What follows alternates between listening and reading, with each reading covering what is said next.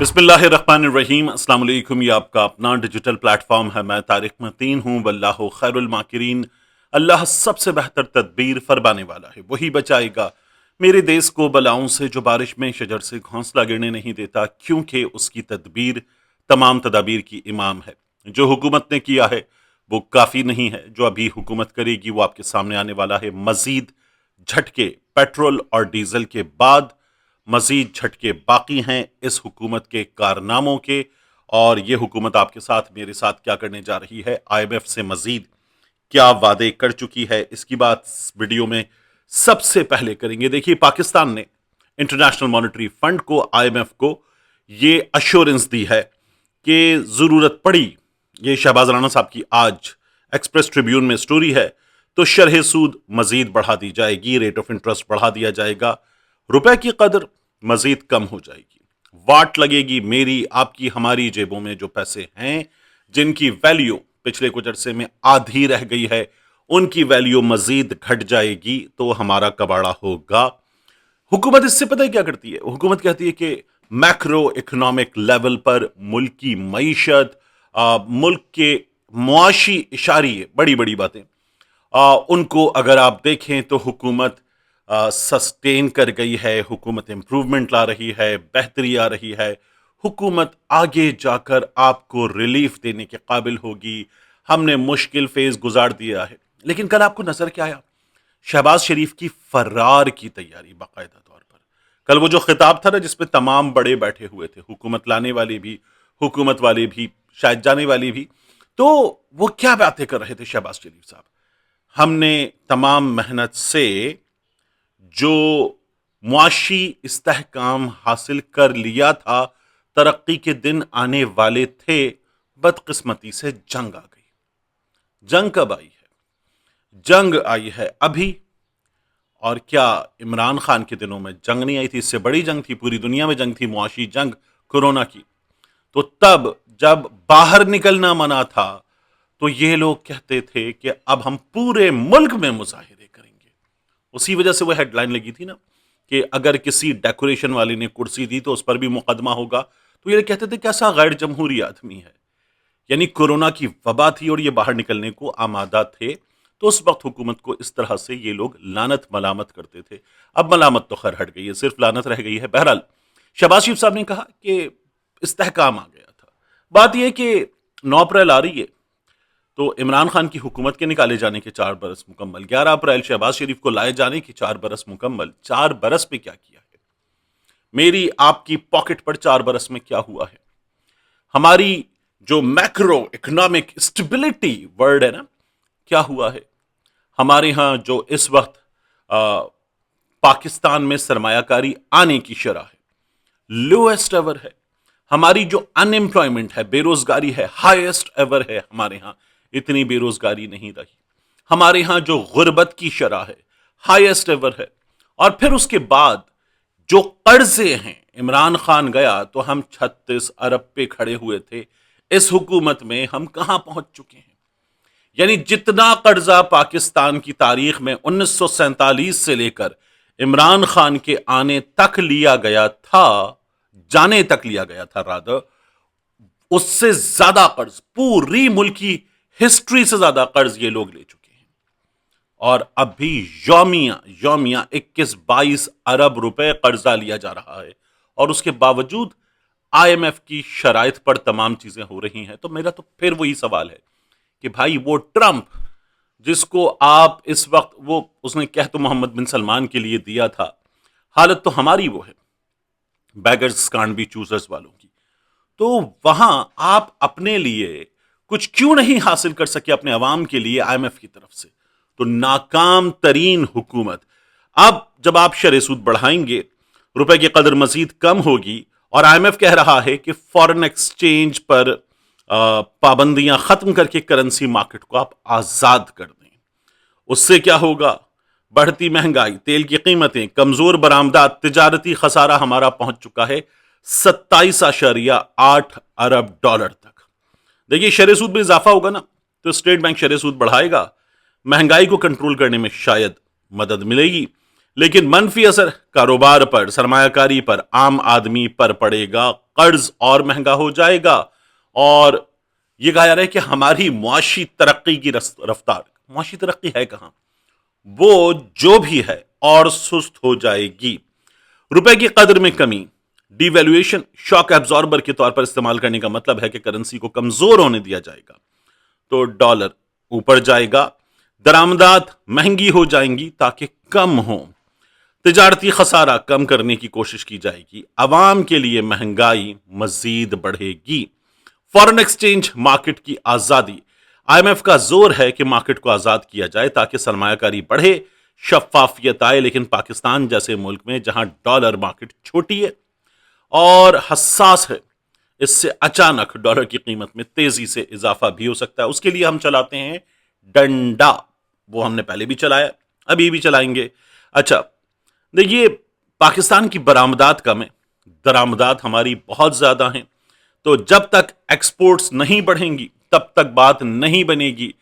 جائیے جا کر دیکھیے فیصل آباد کا حال، ہمارے ہاں سب سے زیادہ جو برآمدات ہوتی ہیں ٹیکسٹائل سیکٹر کی، وہاں جس طرح سے یونٹس بند ہو رہے ہیں، جس طرح سے فیکٹریز بند ہو رہی ہیں، اس کا حال دیکھیے، آپ کے ہوش ٹھکانے آ جائیں گے۔ وہ کسی نے کہا تھا میاں جدوں آوے گا تے لگ پتا جاوے گا، تو لگ پتا گیا ہے، یا بھی مزید جھٹکے ہیں جو مجھے اور آپ کو ملنے ہیں۔ جو شہر کے درمیان میں پبلک ٹرانسپورٹ ہے، قیمت بڑھ چکی، شہروں کے درمیان پبلک ٹرانسپورٹ قیمت بڑھ چکی، پھر ابھی مزید قیمتیں بڑھیں گی۔ آپ جائیے مارکیٹ اور جا کر آج نیا ریٹ چیک کیجئے، مرغی کا، گوشت کا، سبزی کا، پھل کا، تو آپ کو اندازہ ہوگا کہ حکومت ہمیں کہاں لے جا چکی ہے۔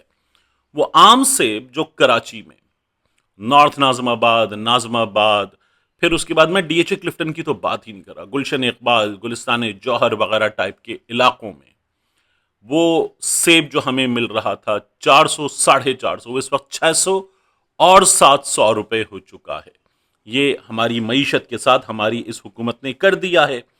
آپ کو میں خبر دوں، ہماری پنجاب سرکار جو ہے وہ اس وقت طوطوں پر مختلف طرح کے ٹیکس لگا رہی ہے، اور طوطوں پر ٹیکس لگاتے ہوئے اس وقت ہماری حکومت نے یہ طے کر دیا ہے کہ یہ گوبر پہ بھی ٹیکس لے رہے ہیں، یہ طوطوں پر ٹیکس لے رہے ہیں۔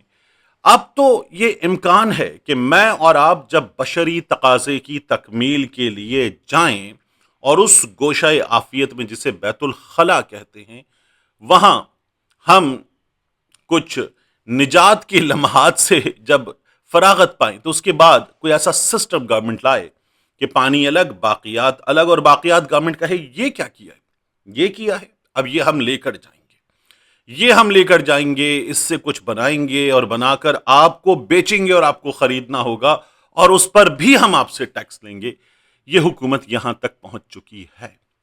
گوبر پہ جو انہوں نے کر دیا ہے 30 روپے فی بھینس یومیہ، تو یہ حکومت ہمیں یہاں تک لا چکی ہے۔ 6 اپریل سے مارکیٹس رات 8 بجے بند کرنے کی تیاری اس سرکار نے کر لی ہے۔ دیکھیے، جنگ شروع ہو جانے کے بعد سے اب تک ڈالر ٹرمز میں کس ملک میں کتنا اضافہ ہوا ہے، تو نمبر 1 پہ ہے پاکستان، 0.69 آلموسٹ 0.7 ڈالر ہمارے ہاں اضافہ ہوا ہے، 192 روپے 33 پیسے، 72%۔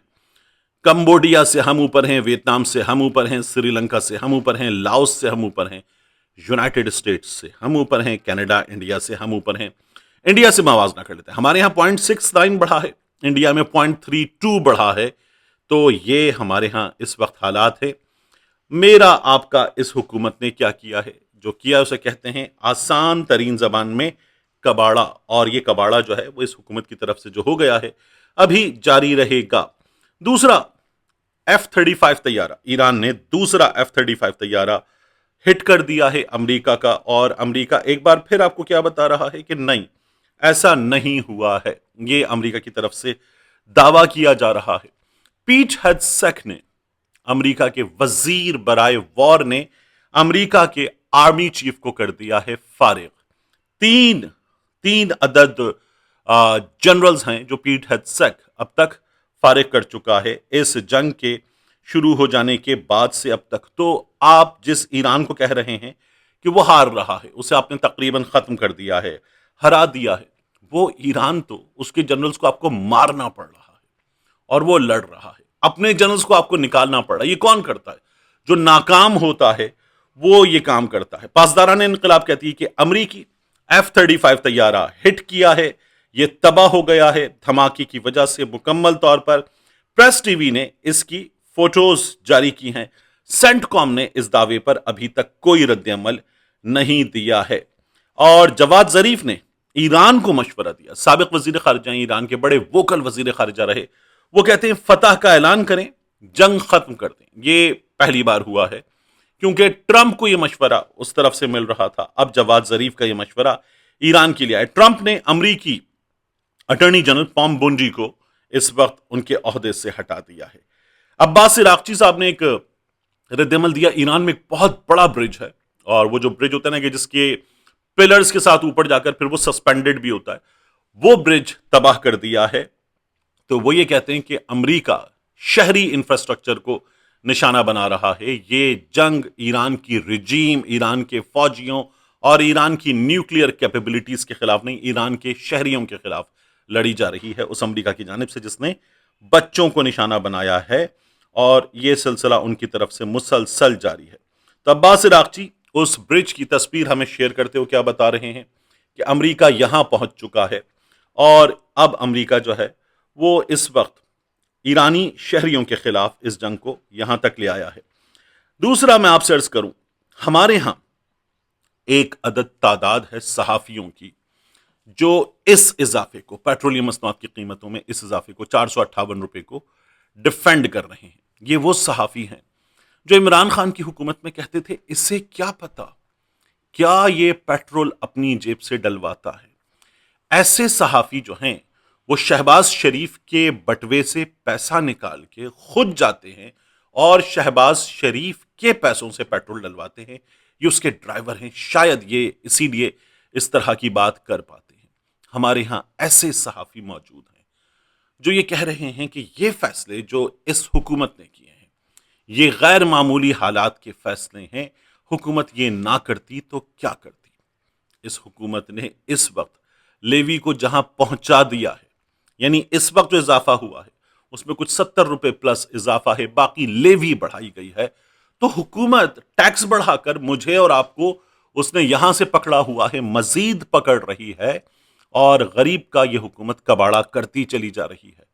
میں دیکھ رہا تھا کہ وہ مریم اورنگزیب صاحبہ جو عمران خان کی حکومت میں کہتی تھیں اچھا پیٹرولیم مصنوعات کی قیمتیں بڑھتی ہی رات میں، کل رات میں بھی علی پرویز ملک صاحب آئے تھے، جب محمد اورنگزیب صاحب آئے تھے، اس سے پہلے شہباز شریف صاحب آئے ریکارڈڈ تقریر کے ساتھ، تو آتے ہی رات میں ہیں، بڑھتی ہی رات میں ہے۔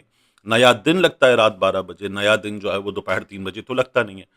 تو مریم اورنگزیب صاحبہ کہتی تھیں بالکل میاں نواز شریف صاحب کی طرح، جو کہتے ہیں نا رات کے اندھیرے میں قیمتیں چور بڑھاتے ہیں، یہ حکومت بھی چور ہے، مطلب میاں صاحب پتہ نہیں کہاں غائب ہو گئے۔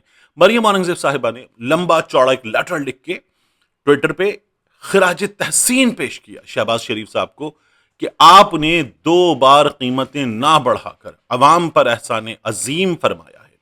اب بندہ پوچھے کہ ہیلو آپ کہاں ہیں؟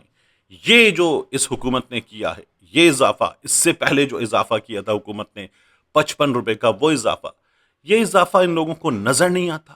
اس لیے نظر نہیں آتا کہ ان لوگوں کی گاڑیوں میں پیٹرول میرے آپ کے پیسے سے جاتا ہے، اور ان لوگوں نے گزشتہ کچھ عرصے میں جو ان لوگوں پر شدید سنگین نوعیت کے الزامات ہیں، اپنے لیے، اپنے ازواج کے لیے، اپنے رشتہ داروں کے لیے جس طرح کے فوائد حاصل کیے ہیں ان سے ان کی معاشی حالت بدل چکی ہے۔